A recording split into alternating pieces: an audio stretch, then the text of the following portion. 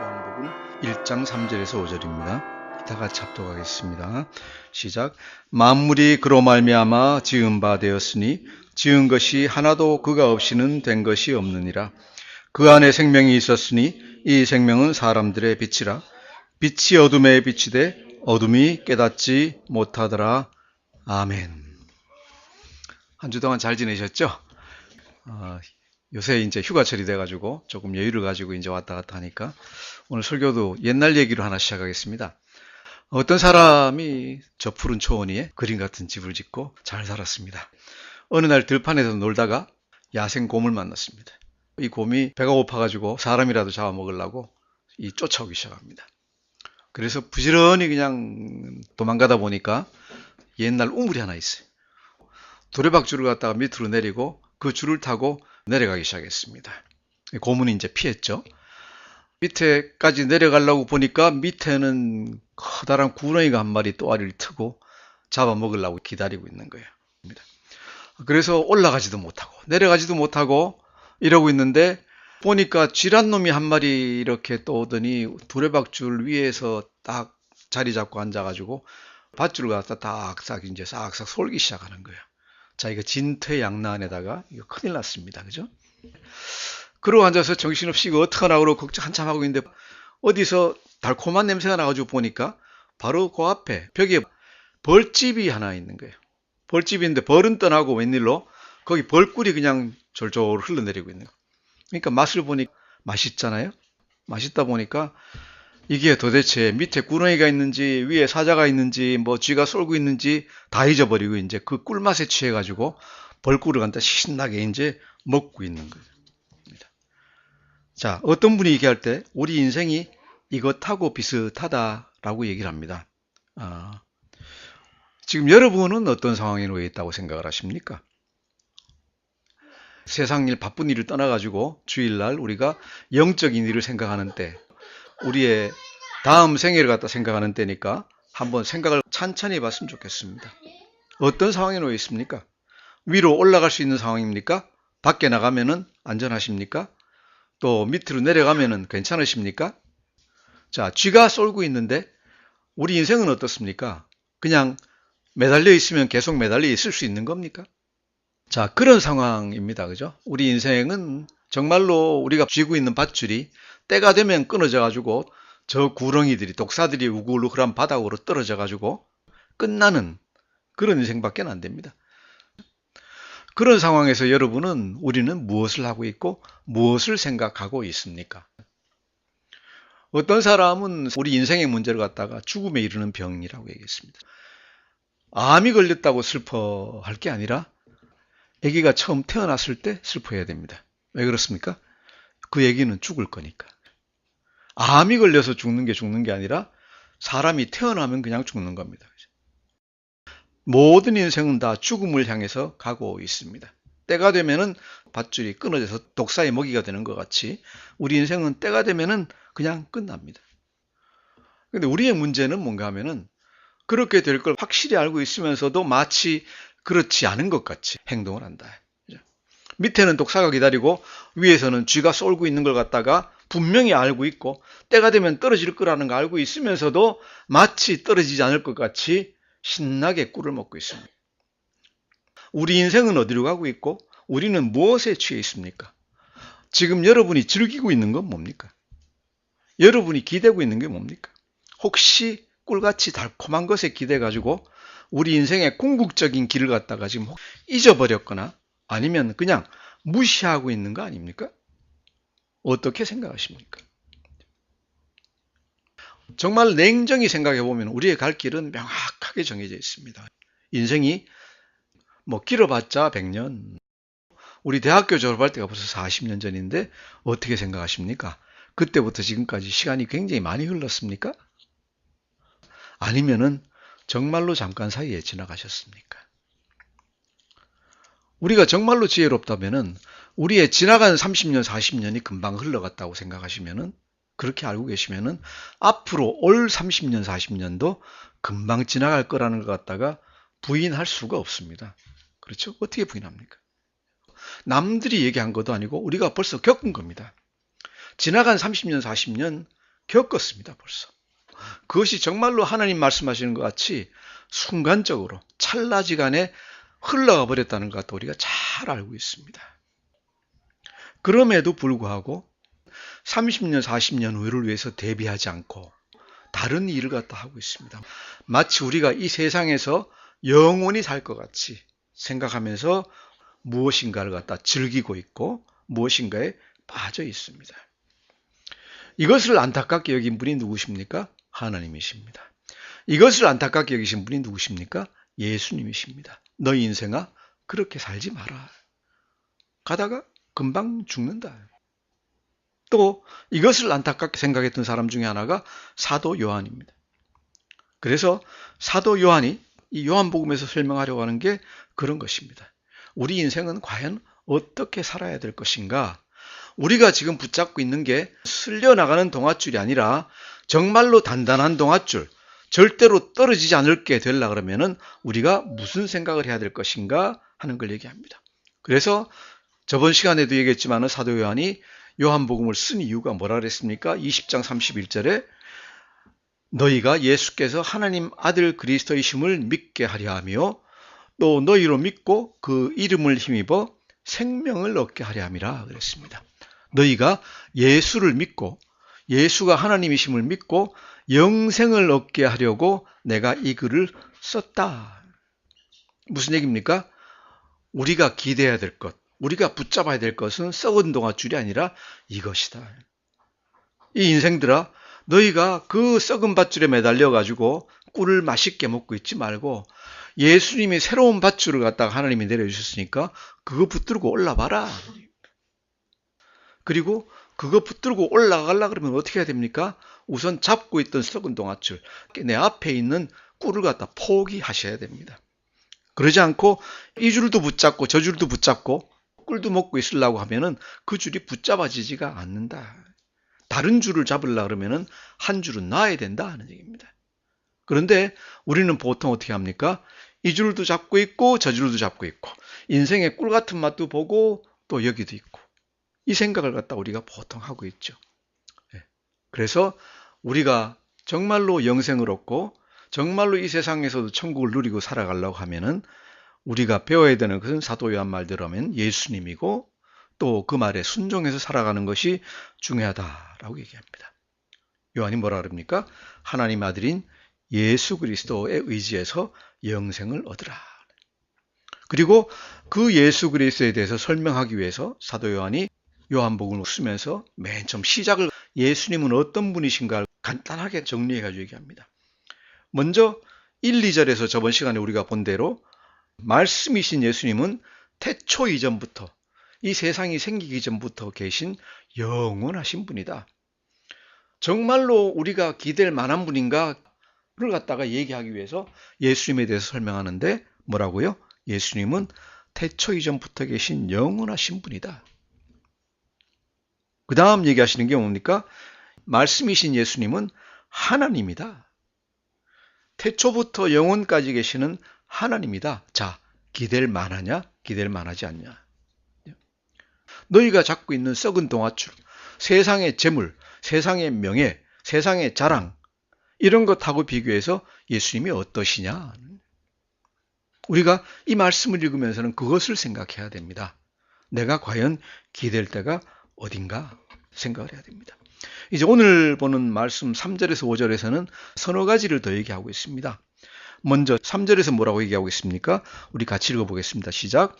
만물이 그로 말미암아 지은 바 되었으니 지은 것이 하나도 그가 없이는 된 것이 없느니라.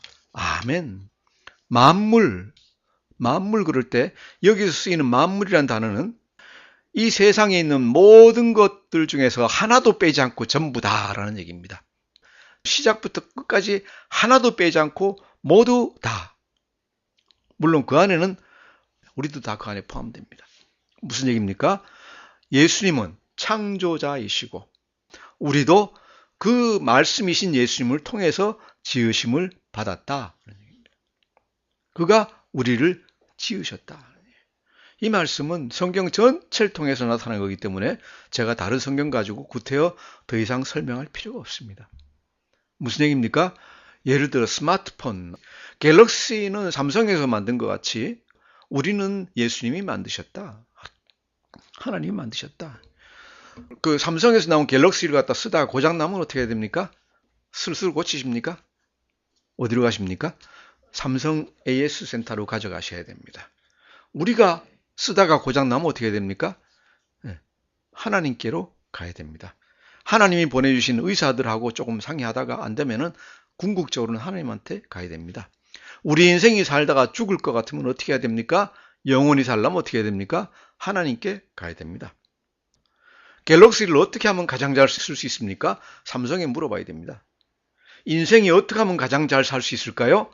하나님께 여쭤봐야 됩니다. 하나님, 제가 어떻게 하면 잘 살 수 있겠습니까? 물어봐야지 하나님이 우리에게 답을 주십니다. 내 생각으로 돈 많이 벌면 잘 살겠구나. 아니요. 내가 출세하면 잘 살겠구나. 아니요. 좋은 학교 가면 잘 살겠구나. 아니요. 자녀를 잘 되게 하기 위해서 결혼 잘 시켜야 되겠다. 아니면 좋은 직장 잡아줘야 되겠다. 유산 많이 남겨줘야 되겠다. 아니요. 누구한테 물어봐야 됩니까? 하나님께 여쭤봐야 됩니다. 어떻게 해야 됩니까? 그들이 잘 살게 하려면은 하나님, 그들의 창조주이고 우리 생명을 지으신 하나님께 가까이 가도록 인도하는 것이 그들에게 가장 잘 해주는 겁니다. 자녀들에게 가장 잘해주는 것은 하나님을 소개해주는 것, 그것이 가장 중요한 것이다. 이것이 이제 예수님께서, 하나님께서 만물의 창조자이시다라고 요한이 얘기하는 속뜻입니다. 무슨 얘기입니까? 여러분은 다 하나님이 지으신 거다. 그러니 여러분이 누구를 기대해야 되겠느냐? 라고 하는 얘기입니다. 4절에서는 더 아주 충격적인 얘기를 갖다가 더 하고 있습니다. 같이 읽어보겠습니다. 시작. 그 안에 생명이 있었으니 이 생명은 사람들의 빛이라. 그 안에 어디입니까? 그 말씀 안에. 그 말씀 안에 생명이 있었다. 또 모든 피조물 안에 생명이 있는데 그 모든 생명이 어디서 왔다? 예수님한테서 왔다. 우리 생명은 누가 주? 예수님이 주신 거다. 어린아이가 태어났다. 믿든 안 믿든 상관없습니다. 그 뒤에 보시면은 이 생명은 사람들의 빛이라 그랬어요. 믿는 자의 빛이 아니에요. 모든 사람은요, 하나님이 지으신 것이 처음 하나님의 형상대로 지으셨고, 모든 사람 안에는 다 생명이 있어요. 예수님이 주신, 하나님이 주신 생명이 있어요. 인간이 존귀한 이유는 DNA 가지고 만들어지고 그 안에 무엇이 있습니까? 생명의 씨앗이 다 있다. 예수님이 주신 생명이 다 있다. 그래서 인간은 존귀한 존재다. 이 생명이란 단어는 요한복음에서 아주 중요한 단어입니다. 요한복음 안에서 36번, 거의 40번 가까이 쓰인 단어다. 이 생명을 갖다가 예수님이 주셨고, 즉 말씀에 의해서 주어졌다 하는 얘기고, 예수님이 모든 생명의 근원이다라고 여기서 선포하고 있습니다.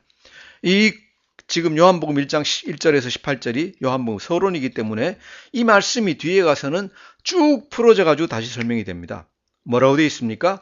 여러분 잘 아시겠지만 요한복음 14장 6절 예수께서 이르시되 내가 곧 길이요 진리요 생명이니, 내가 곧 길이요 진리요 생명이니 나로 말미암지 않고는 아버지께로 올 자가 없느니라. 천국 가는 길이 누구를 통해서만 열려 있습니까? 예수님을 통해서만 열려 있다.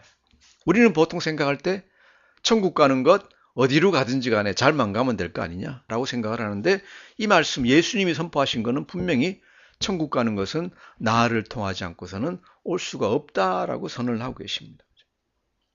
11장 25절 26절에 또 이렇게 얘기하십니다. 예수께 이르시되 나는 부활이요 생명이니 나를 믿는 자는 죽어도 살겠고 무릇 살아서 나를 믿는 자는 영원히 죽지 아니하리라 라고 선포하십니다. 이때 이제 나사로를 갖다가 살리시면서 이제 하시는 얘기입니다.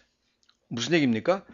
예수님이 하나님이라는 것을 갖다가 믿고 예수님께 의지하면서 사는 자는 영생을 얻는다라고 약속을 해주고 계십니다. 요한복음 17장 3절에 가면 뭐라고 되어 있는가 하면은 영생은 뭐냐? 영생은 곧 유일하신 참 하나님과 그가 보내신 자 예수 그리스도를 아는 것이라. 안다는 건 뭡니까? 그 예수님 말씀에 친밀해지고 예수님 말씀에 순종하고 하는 그것이 영생을 얻는 길이다. 예수님이 생명이실 뿐만 아니라 그 뒤에 얘기하면 뭐라고 했습니까? 이 생명은 사람들의 빛이라 그랬어요. 모든 사람들의 빛이시다. 예수님은 즉 뭡니까? 우리 길을 갖다가 밝혀줄 수 있고 우리를 의로운 대로 인도하시는 오직 한 분이다. 예수님 스스로도 뭐라 그러셨습니까? 8장 12절에 나는 세상의 빛이니 나를 따르는 자는 어둠에 다니지 아니하고 생명의 빛을 얻으리라 그랬습니다. 그래서 우리가 보면은 예수님은 생명을 주시며 4절에서 보시면은 생명을 주시고 또 빛과 지혜의 근원이 되신다. 한마디로 예수님이 인간의 궁극적인 소망이라고 예수님 스스로가 얘기하십니다. 우리가 이 얘기를 가끔 하죠. 예수님은 어떤 분일까요? 예수님은 아주 훌륭한 성인일까요? 하나님일까요? 뭘까요? 그냥 예수님은 아이고 그분이 하나님일 수가 있냐? 그냥 훌륭한 사람이겠지 라고 얘기하는데 우리가 뭐라고 얘기합니까? 그건 아니다. 둘 중에 하나다. 예수님은 하나님이든지 또 아니면 뭐라고요? 큰 사기꾼이든지 둘 중에 하나다. 왜? 성경에 보면은 예수님이 스스로 하신 말씀이 많이 있는데 계속 뭐라 그러세요? 내가 하나님이다 그러세요. 내가 하나님의 아들이고 하나님과 내가 하나고 나는 길이고 빛이고 진리고 생명이고 나를 통하지 않고는 천국 갈 사람 하나도 없고 계속 얘기해요. 아니 그런 분을 갖다가 우리가 둘 중에 하나죠. 그죠? 믿든지 안 믿든지. 안 믿으면은 예수님이 하나님이 아니라고 얘기하시려고 그러면은 뭐라고 얘기해야 돼요? 이 성경은 다 사기다. 거짓말로 가득 찬 게 성경이에요. 예수님이 참 좋은 분이다라고 얘기하려면은 결국은 어디까지 가야 돼요? 예수님이 하나님이다라고 인정을 해야 돼요. 그래서 예수님은 천하없는 사기꾼이든지 온 세상을 속인 엄청난 사기꾼이든지 아니면 하나님 그 둘 중에 하나를 여러분이 선택하셔야 돼요. 어느 걸 선택하시겠습니까? 희대의 사기꾼이라고 선택하셔도 제가 할 말 없습니다. 왜? 제가 그걸 갖다 객관적 과학적으로 증명을 갖다 못합니다. 그 여러분이 선택하시기 따라 달려 있습니다. 그런데 그냥 중간으로 해가지고 하나님은 아니고 그냥 좋은 사람이죠. 우리한테 좋은 교훈을 주신 훌륭한 분이죠. 그거는 아니다 하는 얘기입니다. 중간은 없습니다. 천하 없는 사기꾼이든지 아니면 하나님이든지 둘 중에 하나를 갖다가 선택하셔야 된다. 왜? 안 그러면 성경에서 나오는 게 전부 다 거짓말이다. 제가 처음 시작하면서 요한복음은 믿음으로 보셔야 됩니다. 라고 얘기하는 게 지금 이 얘기입니다. 그 둘 중에 하나를 갖다 선택하시고 보셔야 된다. 예수님은 그냥 좋은 사람이고 그냥 그런다고 생각하시면은 예수는 희대의 사기꾼이고 하면서 이 책을 덮으셔야 됩니다. 더 이상 읽을 필요가 없다. 왜? 읽어봤자 말짱 거짓말인데 뭐하러 읽습니까? 거짓말 읽으면서 우리가 시간 소모할 필요가 없다. 시편 36장 10절이 우리가 이 말씀을 어떻게 받아야 되는지를 갖다가 얘기를 해줘요. 뭐라고 되어 있는가 하면 제가 봉독하겠습니다. 진실로 생명의 원천이 주께 있사오니 주의 비단에서 우리가 빛을 보리이다. 세 번역에는 어떻게 되어 있는가 하면은 생명의 샘이 주님께 있습니다. 우리가 사는 생명의 샘은 주님께 있습니다. 우리는 주님의 빛을 받아서 환히 열린 미래를 봅니다. 여러분 미래를 알고 싶으세요? 내 앞에 어떤 환한 영광된 길이 놓여 있는지를 갖다가 알고 싶으세요? 하나님이 여러분을 위해서 마련한 굉장한 계획을 알고 싶으세요? 뭘 보시면 됩니까? 예수님을 아시면 됩니다. 예수님은 우리 생명의 주인이시고 예수님 안에서 우리가 환히 열린 미래를 볼 수가 있다 하는 얘기죠. 그것이 여러분이 생각하는 환히 열린 미래하고는 질이 다를 수가 있습니다. 여기서 약속하시는 것은 예수님 안에서 예수님은 빛이시기 때문에 그 안에서 우리의 환히 열린 정말 놀라운 우리의 미래를 볼 수가 있다. 믿으십니까? 그것을 성경에서 약속해 주고 계십니다. 우리가 그 사형리를 하면서 하나님은 여러분 당신을 위해서 놀라운 계획을 가지고 계십니다 하는데 까딱 잘못 생각하면 아 그렇군. 하나님 믿으면 예수님 믿으면은 돈도 벌고 뭐도 잘 되고 다 잘 되겠구나가 아니에요. 하나님이 우리를 위해서 예배하고 계신 좋은 길은 그보다 훨씬 더 훌륭한 거예요. 그 정도가 아니에요. 돈 잘 벌고 뭐 이게 아니에요. 겪어보면 다 훨씬 더 좋다는 걸 아실 거다. 확실하게 아실 거다. 그런데 그것이 지금 생각하시는 거하고는 조금 다를 수가 있다. 예. 믿으시기 바랍니다. 예. 이것이 이제 하나님이 우리에게 약속하신 것이다. 예수님이 우리에게 주시기 위해서 이 땅에 오신 것이다. 자, 그런데 이렇게 좋은 예수님, 생명과 빛이신 예수님에게 반대하는 세력이 있다는 얘기죠. 어떤 사람들입니까? 5절 같이 읽어보겠습니다. 시작. 빛이 어둠에 비치되 어둠이 깨닫지 못하더라. 자, 빛은 우리가 받고 어둠에 비치되, 어둠에 비치되. 우리가 일반적으로 어둠 그러면 두 가지로 해석할 수 있습니다. 그리고 여기에 따라서 이 말씀을 갖다 다르게 해석할 수가 있습니다. 첫째로 어둠은 뭐냐? 그냥 단지 빛이 없는 상태. 빛이 없어서 어둡다 하는 그 상태로 볼 수 있습니다. 그러면은 어떻게 됩니까? 빛이 비치면 어둠은 어떻게 돼요? 자연히 물러가 버립니다. 그래서 어떤 분들은 얘기할 때, 자, 빛이신 예수님이 오면은 어둠은 자연히 물러갑니다. 라고 얘기를 하는데, 맞습니까? 아닌 것 같아요. 그래서 여기서 어둠은 그런 뜻이 아닌 것 같아요. 그러니까 두 번째 어둠의 뜻은 뭔가? 어둠이라는 직접적인 뜻 말고 어둠이라는 2차적인 의미는 뭔가 하면은 여기서는 어둠은 빛을 대적하는 존재예요. 자, 그러면은 이것이 어떤 것인가? 3장 19절에 보시면은 곧 빛이 세상에 왔을 때 사람들이 자기 행위가 악함으로 빛보다 어둠을 더 사랑한 것이니라. 빛과 어둠이 대치되는 관계에 있는 걸 갖다 그냥 우리가 금방 볼 수 있습니다. 아까 본 8장 12절에 보시면은 나는 세상의 빛이니 나를 따르는 자는 어둠에 다니지 아니하고 생명의 빛을 얻으리라. 빛과 어둠이 이 세상에 있다 하는 얘기입니다. 예수님이 빛이시면은 어둠이라는 존재가 있다. 우리가 일반적으로 얘기할 때 사탄, 공중권세 잡은 자들이 지배하는 그런 어떤 영역, 아니면은 정말로 죄악된 인간들이 지어놓은 이 세상, 이것들이 다 어둠이다.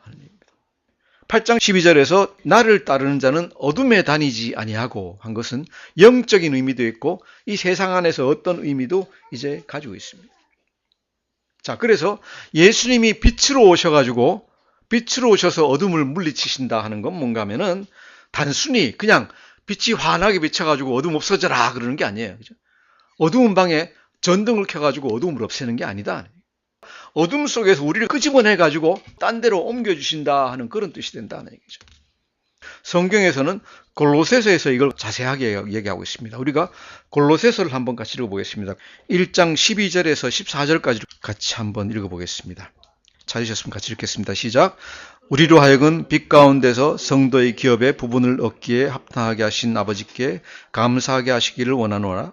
그가 우리를 흑암의 권세에서 건져내사 그의 사랑의 아들의 나라로 옮기셨으니 그 아들 안에서 우리가 속량 곧 죄사함을 받았도다.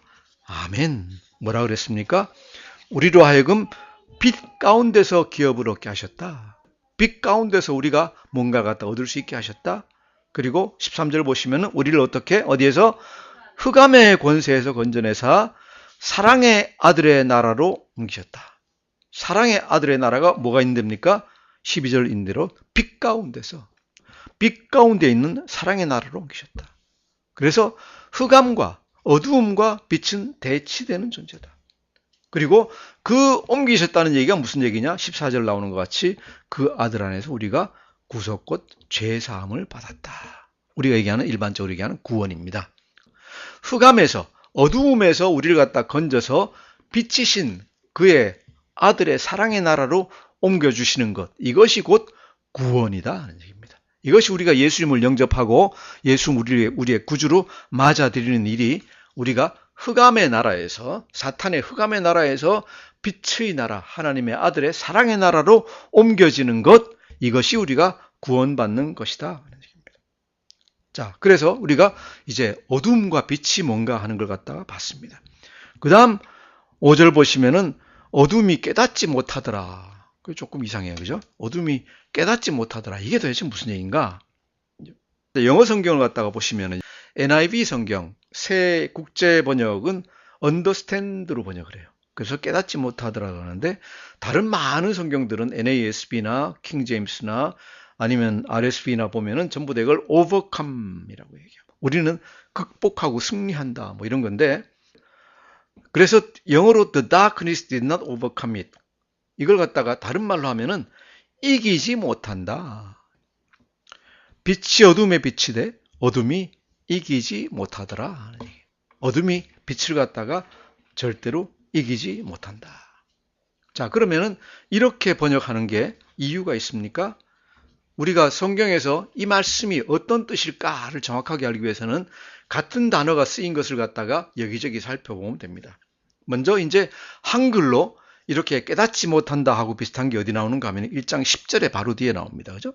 1장 10절에 보시면은 세상이 그를 알지 못하였고 그가 세상에 있었으며 세상은 그로 말미암아 지은 바 되었으되 세상이 그를 알지 못하였고 깨닫지 못하였고 돼 있는데 여기 쓰인 단어는 이 앞에 나오는 그리스 단어하고는 완전히 다른 단어예요. 알지 못하였다. 그래서 이것이 알지 못하였다 하고 같은 건 아니라는 걸 갖다 우리가 알 수 있어요. 자, 그럼 같은 헬라어 단어, 그리스어 단어가 쓰인 데가 어디 있느냐? 12장 35절에 나오는데 뭐라고 나오는가 하면은 빛이 있는 동안에 걸어다녀라 어둠이 너희를 이기지 못하게 하여라 라고 우리말로 번역이 되어 있어요. 예수께서 그들에게 대답하셨다. 아직 얼마 동안은 빛이 너희 가운데 있을 것이다. 빛이 있는 동안에 걸어다녀라 어둠이 너희를 이기지 못하게 하여라 라고 되어 있습니다. 이것이 똑같은 그리스어 단어를 갖다 쓰고 있습니다. 그리고 사도 요한이 요한복음에서 몇 군데 더 이 단어를 갖다 쓰고 있는 데는 보면 전부 다 이긴다, 극복한다는 뜻으로 다 해석이 되어 있어요. 그래서 우리가 여기서도 깨닫는다는 것보다는 이기지 못한다는 것으로 우리가 생각하는 게 더 맞는 것 같습니다. 즉 여기서 보면은 빛이 어둠에 비치되 어둠이 이기지 못하더라. 어둠이 절대로 빛에 대항해서 승리하지 못하더라. 여기서 보이는 것은 벌써 영적 전쟁을 갖다 우리가 보고 있습니다. 빛과 어둠의 싸움인데 어둠이 이기지 못한다.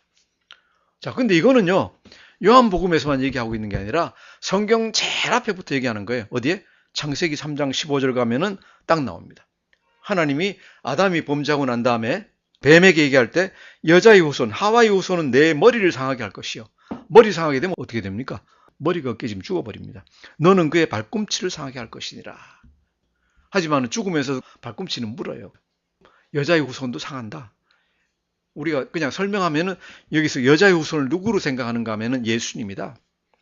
예수님이 사탄이 예수님의 발꿈치는 깨물 것이다. 뭐예요? 십자가에서 못 박혀 죽으시는 거예요. 하지만은 그 사실 자체로 예수님이 사탄의 머리를 깨버리는 거예요. 예수님이 십자가에서 궁극적으로 악을 갖다 이기고 승리하시는 걸 얘기하고 있습니다. 그래서 우리가 보는 것은 악이 결코 예수님을 이기지 못한다. 예수님이 모든 악을 다 물리쳐 이기신다는 것. 자, 여기서 오늘 하시는 말씀이 뭡니까? 저번 시간과 이번 시간에 우리 같이 들은 말씀 뭡니까? 예수님은 어떤 분이십니까? 첫째로 1절에서 예수님은 태초 이전에 계셨던 영원하신 분입니다. 두 번째는 뭡니까? 2절에서 예수님은 하나님이십니다. 3절에서 뭐라고 되어 있습니까? 예수님은 우리를 지으신 분입니다. 4절에서는 두 가지입니다. 예수님은 모든 생명의 근원입니다. 예수님은 빛이고 길이십니다. 5절엔 뭐라고 되어 있습니까? 예수님은 어둠의 권세에 지지 않고 승리하시는 분입니다. 자, 이렇게 6가지를 갖다 보셨습니까? 왜 이런 설명을 사도 요한이 구구이 했습니까? 무엇을 위해서? 예수님이 하나님의 아들 그리스도이심을 믿고 그 이름을 힘입어 영생을 얻게 하려고. 다시 말해서 우리가 처음에 시작한 얘기에서 같이 우리가 기댈 건 뭐냐? 나이 든 요한이, 사도 요한이 설명하는 겁니다.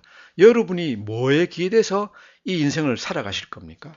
무슨 목적을 가지고 어떤 툴을 가지고 살아가실 겁니까? 무슨 일을 하면서 살아가실 겁니까? 나는 돈만 있으면은 이 세상을 잘 살아갈 거다라고 믿는 사람도 있습니다. 나는 권력만 있으면 된다라고 믿는 사람도 있습니다. 아니야, 나는 학식만 있으면 된다고 믿어. 내 인격을 잘 둬야 하면 된다고. 주일 예배 잘 나오면 된다고 믿는 사람도 있을 겁니다. 교회 헌금 잘하면 된다고 믿는 사람도 있을 겁니다. 그런데 사도 요한이 얘기하는 건 그게 아니다라고 얘기합니다. 그것들은 다 썩어진 동아줄이다. 우리가 구약 성경에서 배웠을 때 그것을 뭐라고 표현하는가 하면은 헤벨 그러고 얘기합니다. 기대면은 꼭 무슨 세트 같이 벽인 줄 알고 딱 기댔는데 와장창 무너져요. 아니면 공갈빵 같이 많은 줄 알고 빵이 많아가지고 와 왕창 먹겠다 그러는데 딱 씹어보면 껍데기밖에 없는 거예요. 그죠? 훅 들어가 버려요. 풍선같이 바늘로 푹 찌르면 팡 터져버리는 거예요. 이게 헤벨이고 다른 말로 하면은 우상이라고 얘기하는 거예요. 우상은 뭐예요? 헛거예요. 우리를 갖다 속이는 거예요. 우리 눈을 속이고 우리 마음을 속이는 거예요. 그거에 뭐가 있습니까? 돈도 구하고 권력도 구하고 그죠? 출세도 구하고 내 학식도 구하고 내 인격도 구하고 내 자식도 구하고 교회 와서 진짜 예수님 믿는 게 아니라 예배 참가하는 걸 갖다 중시하는 것도 구하고 다 그거예요. 중요한 것은 예수님이죠. 말씀이신 예수님을 갖다가 모시고 믿고 마음속에 영접하면서 살아가는 것, 그것만이 생생한 동아줄이다. 그 밧줄을 붙잡아야지 우리가 하늘로 올라간다. 예수님을 믿고 의지해서 생명을 얻어라. 자, 그럼 그 밧줄을 어떻게 붙잡을까요? 내 인격 수양하고 마음 수양해도 안 되고 출세해도 안 되고 돈 벌어 그거 어떡하라는 얘기입니까? 자, 예수님이 이제 안 계시잖아요. 이제 예수님 계세요? 그래서 우리가 예수님을 가장 잘 알 수 있는 가장 첫 번째 방법은 그 말씀을 깊이 있게 연구하고 묵상하는 것. 이것이 첫 번째입니다. 당연히 말씀에 순종해야 됩니다. 그죠? 두 번째, 예수님 말씀을 설명해 주시는 성령님의 도우심을 구하는 겁니다. 예수님이 뭐라 그러셨는가 하면은 예수님이 하늘나라 가시면은 반드시 성령을 보내셔서 보혜사를 보내셔서 예수님이 가르치신 모든 것을 갖다 우리에게 가르쳐 주시고 생각나게 하실 거라 그랬어요. 그래서 말씀을 읽으시면서 뭘 해야 됩니까? 반드시 성령의 도우심을 구하는 기도를 하시고 말씀을 보셔야 된다. 그리고 내 눈만 가지고 보려고 그러지 말고 성령의 도우심으로 행해야 된다. 그리고 또한 우리가 기도를 끊이면 안 된다. 기도를 하시면서도 항상 생각해야 되는 건 뭡니까? 하나님, 예수님은 어떤 분이신가? 하나님께 나아가는 자는 그가 계시다는 것과 하나님 바로 여기 계세요. 그가 찾는 자에게 상 주시는 자임을 믿는다. 내가 그냥 가만히 있는 게 아니라 하나님 정말로 어떠신 분이십니까? 하나님 예수님 어떠신 분이 말씀 이걸 갖다 계속 연구하고 찾고 그 길을 찾아나가는 사람에게 상 주시는 이시다 라는 것 갖다가 믿어야 된다. 그렇게 해서 우리가 예수님을 알고 예수님의 길로 행할 수 있다. 시편은 이것을 갖다 뭐라고 얘기하는가 하면은 주의 말씀은 내 발의 등이요 내 길의 빛이니이다 그랬어요. 내가 정말로 발뿌리에 넘어지지 않도록 돌뿌리에 걸리지 않도록 비춰주는 등불이고 내가 어떻게 나가야 될지 밝히 밝혀주는 내 길을 비춰주는 빛이다. 자, 정리합니다. 이 세상은 어둠 속에 있습니다. 하나님의 자녀에게는 정말로 특히 더 위험한 장소입니다. 내 길을 인도하시는 빛된 하나님 말씀이 없으면 우리는 함정에 빠질 수밖에 없습니다. 어떻게 함정에 빠지지 않고 쥐가 쏘는 그 밧줄 거기서 떨어지는 운명 당하지 않고 어떻게 올라갈 수 있을까요? 내가 지금 먹고 있는 달콤한 꿀을 갖다가 포기하십시오. 내가 잡고 있는 썩은 동아줄을 포기하십시오. 올라갈 수 있는 길은 그 밧줄을 놓고 그 달콤한 거 포기하고 정말로 하나님의 줄을 붙잡고 가는 길밖에 없습니다. 그것은 무엇입니까? 그 길은 말씀 안에서 열려 있습니다. 그래서 다른 것보다도 세상에 재미있는 얘기, 재미있는 책들은 혼자 보십시오. 교회 와서 재미있는 얘기 들으려고 하지 마십시오. 교회 와서 들으셔야 되는 얘기는 하나님의 말씀을 갖다가 좀 더 깊이 있게 연구하시는 겁니다. 말씀에 창념하시고 정말로 하나님이 주시는 모든 그 길을 갖다가 보셨으면 좋겠습니다.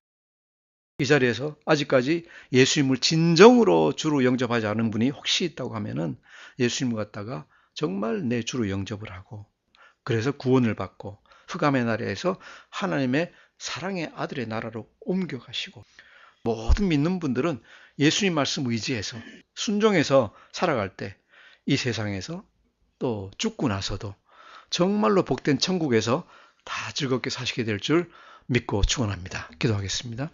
좋으신 아버지 하나님 감사합니다. 정말로 우리를 선택해 주시고 빛으로 또 생명으로 오셔서 우리를 이렇게 구원해 주시고 또 길을 인도해 주시니 감사합니다. 하나님 아버지, 우리 예수공동체교회 모든 성도들 또 다른 성도들도 예수님 잘 믿고 말씀 의지해서 다 복된 세상 살아가고 정말 그 천국에서 다 만나서 즐겁게 인사하고 하나님 섬기는 그런 놀라운 일이 일어날 수 있도록 주님 은혜 더하여 주시옵소서. 감사하며 예수님 이름으로 기도드립니다. 아멘.